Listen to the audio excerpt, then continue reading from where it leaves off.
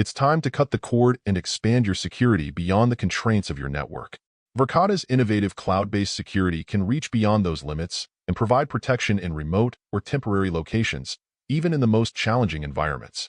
In the heart of Colorado's rugged terrain, where snow blankets the peaks and remote access is a daily challenge, Verkada cameras stand as beacons of resilience and reliability.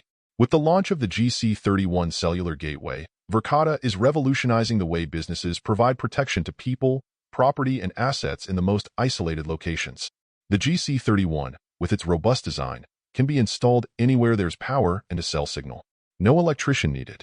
Imagine deploying critical physical security and surveillance solutions in places like parking lots, construction sites, or atop distant streetlights.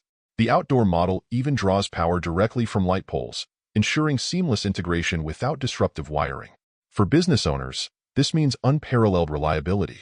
The dual PoE outputs of the GC-31 provide power for 2 devices, guaranteeing continuous operation regardless of weather conditions, thanks to its IP66 certification.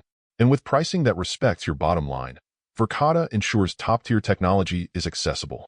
But Verkada isn't just selling a product. They're offering peace of mind with unlimited data plans available. Envision unlimited possibilities and uninterrupted service.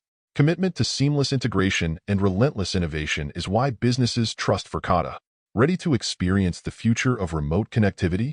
It's time to see what Verkada can do for your business, where you seamlessly monitor, manage, and solve physical security problems faster and more efficiently, reducing risk to both employees and property.